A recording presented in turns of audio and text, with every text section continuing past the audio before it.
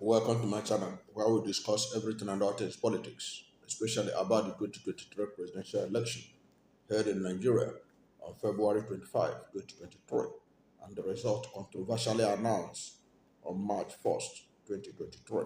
And that result is being challenged at the Presidential Election Petition Tribunal, from where it will eventually end up in courts, at the Supreme Courts. In summary, nobody will know the true winner of the 2023 presidential election results. The true winner of the 2023 presidential election until the Supreme Court rules. But as it stands now, as for Bola Ahmed Tinubu, who was declared the winner and sworn in on May 29, is running the country as President and Commander-in-Chief of the Armed Forces of the Federal Republic of Nigeria until the Supreme Court says otherwise. Now, Nigerians are waiting with bated breath for the most important, for the most anticipated presidential election verdict ever in the history of Nigeria and anywhere in the world. And that is who won the 2023 presidential election. The tribunal, Presidential Election Petition Tribunal, have days now to give us the verdict, to give Nigerians and the world the verdict of that election, who won. And they have between now and 16th of this month to give that verdict. So we are literally counting days to the verdict. Now, while we are on it, a few things are happening that gives the indication that there is a mind game going on, which we are going to look at, because few days to this all-important verdict, Justice Mary Odili, retired Justice of the Supreme Court, has affirmed Wole Olanipekun, that's the lawyer defending President Bola Ahmed Tinubu at the Election Petition Tribunal, as a master of disputes, whose expertise in tribunal litigation inspires confidence for victory. By this statement that was dropped by this woman, as reported in the media, it invariably means that she is saying that Wale Olanipekun, the leading lawyer of Tinubu, cannot lose a case, or is not likely to lose a case, so that he inspires confidence of victory. It means that she is anticipating a victory for Tinubu at the Presidential Election Petition Tribunal. But this her anticipation of victory for Tinubu, is it in line with how Nigerians and lawyers, including the lawyers of the petitioners, have interpreted the allegations against Aswad Bola Ahmed Tinubu and his election victory? Or is it enough that somebody is well grounded, so no matter how bad a case is, if Wale Olanipekun is in charge, he can lose, no matter how bad the case of the person is? Has Wale Olanipekun defended a person with the kind of serial allegations, both in terms of alleged money laundering, this illicit drug link for future of $460,000 to the United States government, issue of alleged forgery of certificates and all that? Had he gone through that in the tribunal before and he won? But this woman is concluding that with him, that he inspires confidence for victory. And then she went on to say that there's a need for a resetting of mind for losers who will eventually accept their losses. So what is saying that those who are competing, it seems to me, was that those who aspire to challenge this man, that they should be ready to accept their losses.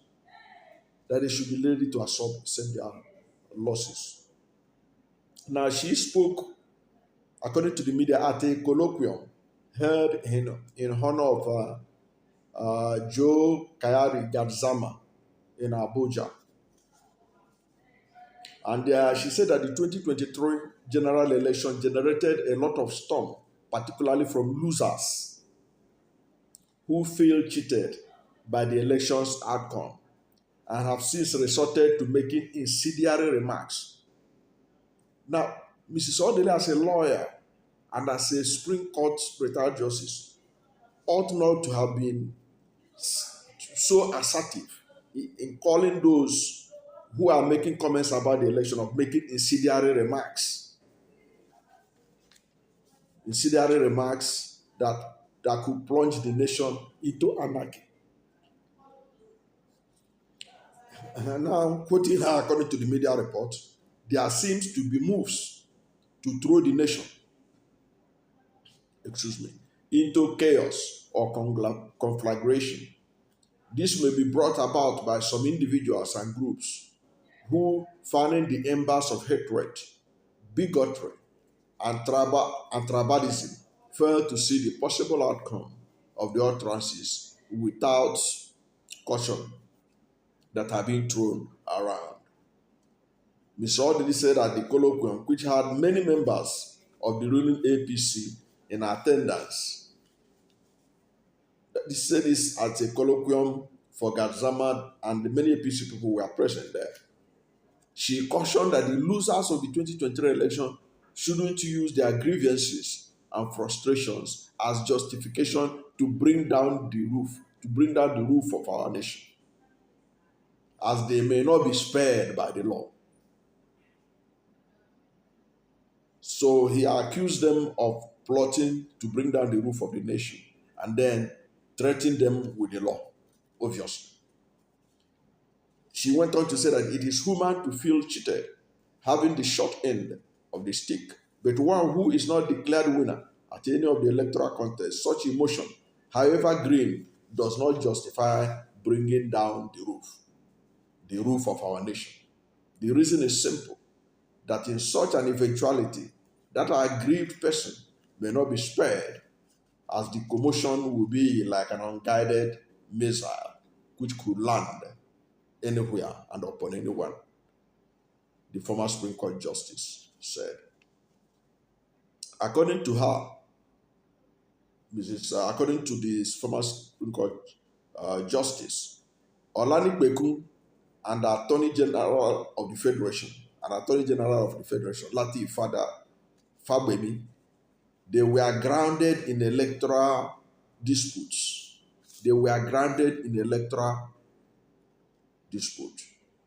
So what he's saying is like what I said earlier, that with Olani Beku joining force with Fabemi, that there is no way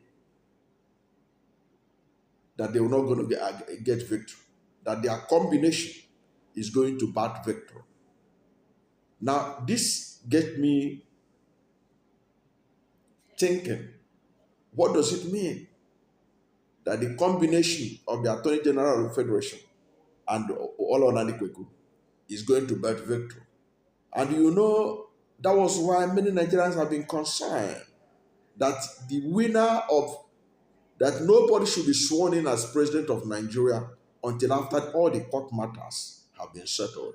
And that is why it is important that the National Assembly should take it as a matter of national importance to amend the Electoral Act and amend the Constitution to stipulate that nobody should take the office of the president until after all the legal issues have been addressed. Now, all the here is saying, with combination of Fabemi and Olani Kweku, who are grounded in tribunal matters, in election matters, that there is no way that they are going to lose, that they are likely to bat victory at the tribunal. What does that tell you? What does that tell you about our judiciary?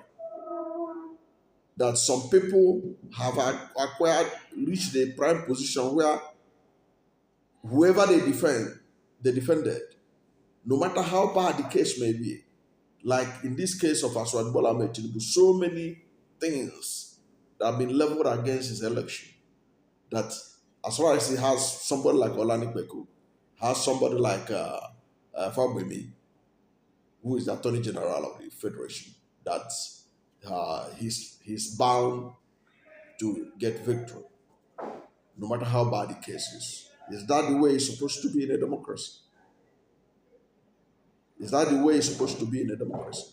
Now, Wala Olanipeku, we understand he was in charge of the team of lawyers that defended former President Muhammadu Buhari's victory against Atiku Abubakar of the People's Democratic Party in 2019. And Olanipeku won the matter for Buhari.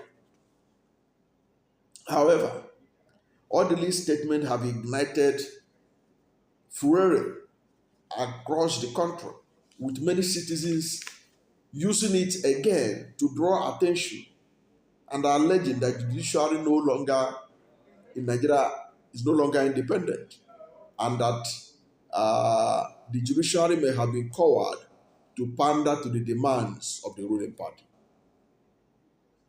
This should be of concern, because right now we all know that the trending hashtag in Nigeria is that all eyes on the judiciary. It therefore means that all eyes of Nigerians are on the judiciary. All eyes of Nigerians are on the judiciary. And this kind of statement coming from a retired justice of the Supreme Court means that indeed all eyes should be on the judiciary. Now, what are the immediate takeaway from this statement of this retired justice, Odili? Is that Ms. Odili herself should have known that as a retired Supreme Court judge, she should have avoided commenting on the 2023 presidential election petition or 2023 election in general, knowing that most of the issues at stake are still being debated, are still being disputed at the Election Petition Tribunal, and it will eventually end up at the Supreme Court. But now that she has thrown it in the public domain, we have to respond to it. We have to talk about it. We have to draw her attention to what we interpret her statement to mean. Because the truth of the matter is that if you cannot stand the heat, you leave the kitchen. As long as you bring up a very vital point, as long as she brought out these vital points in public domain and they had already been in the media, we have to talk about it, no matter how she might feel thereafter. Because what she said carries a lot of weight and it implies a lot. It is subject to interpretation. My interpretation may be different from your own interpretation. But the fact of the matter remains that silence sometimes is golden for people who have held sensitive positions that has to do with the choices that Nigerians made in the election.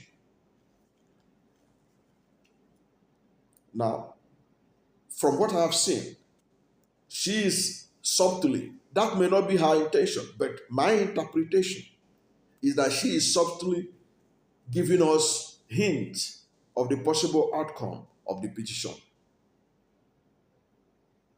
Because if it is so, because it implies that since AGF and Olanipeku are well grounded in tribunal matters, they cannot lose. And that those who will lose, they better begin to prepare themselves to accept their fate. And shouldn't try to bring the roof down because they have lost. That is my interpretation of it. That's my interpretation of it. Because if you look at it, when she said that, she went on to say that losers should accept the outcome in good faith and not try to bring the roof down.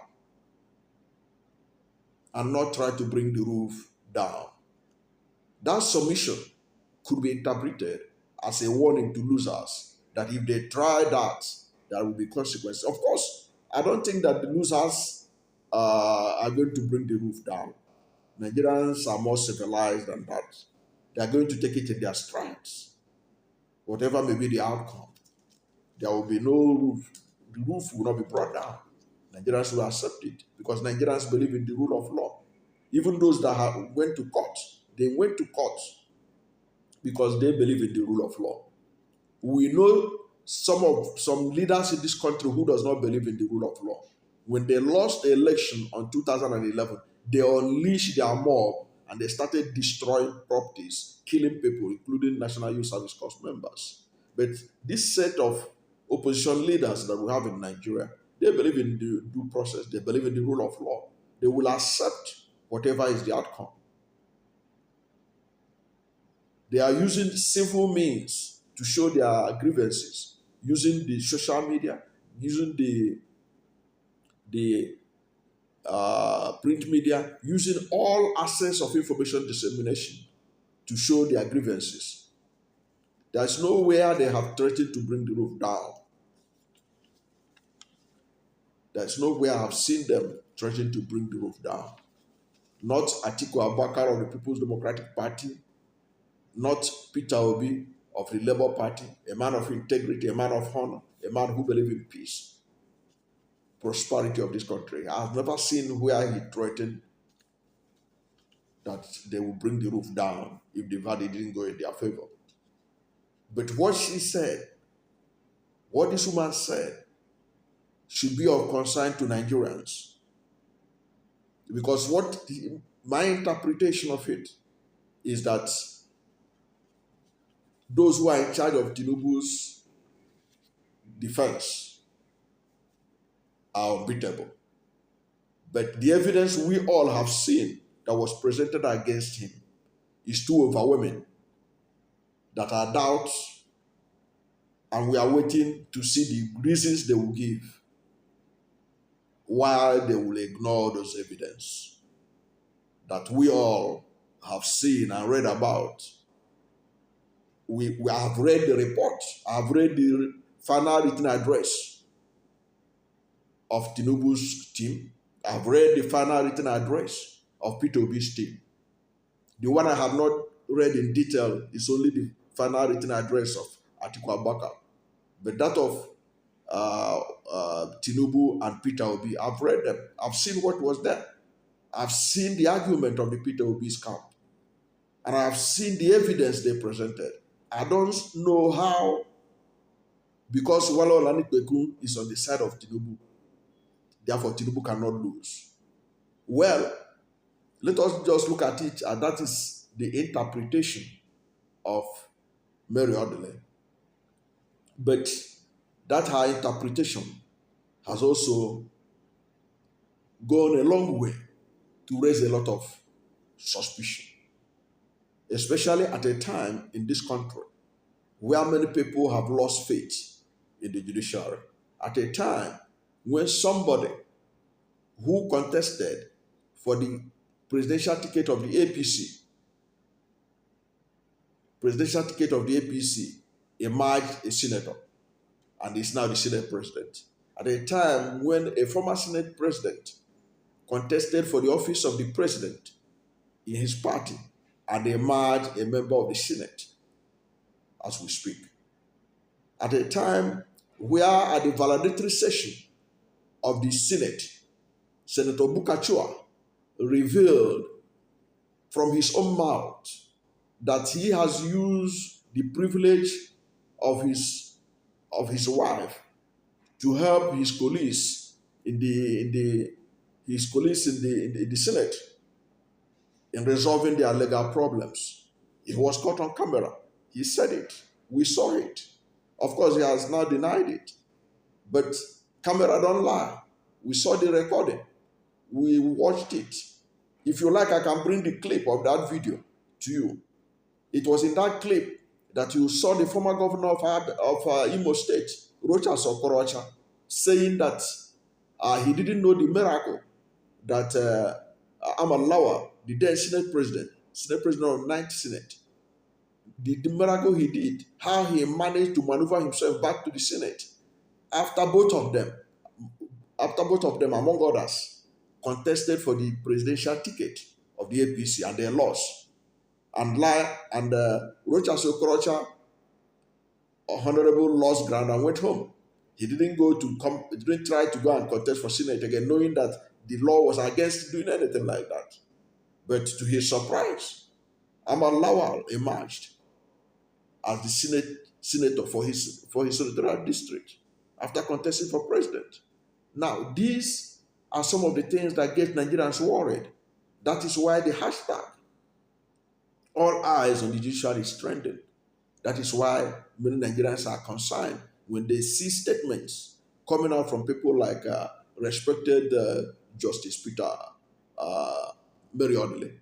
Okay, so it's interesting for us in closing this to note, to remember that back in August, early August, retired Justice Mary Odili denied social media reports that she is negotiating a pathway for President Bola Ahmed Tinubu at the Presidential Election Petition Tribunal. I want to stop it there. She denied it in August. Now, in the Friday colloquium, look at what she said. The verdict is now that of Nigerians to determine where to place her denial in August and what she said on the Friday colloquium of God's Hammer. Thank you for watching this video, and if you are new to my channel, you have not yet subscribed to my channel, please subscribe to my channel, hit the subscription button, hit the notification bell. When you subscribe to my channel and hit the notification bell, anytime I have a new video, you'll be among the first to know. God bless you. And please don't forget to like this video, because when you like it, Google will rank it high and recommend it for more people. Thank you, and God bless you and yours.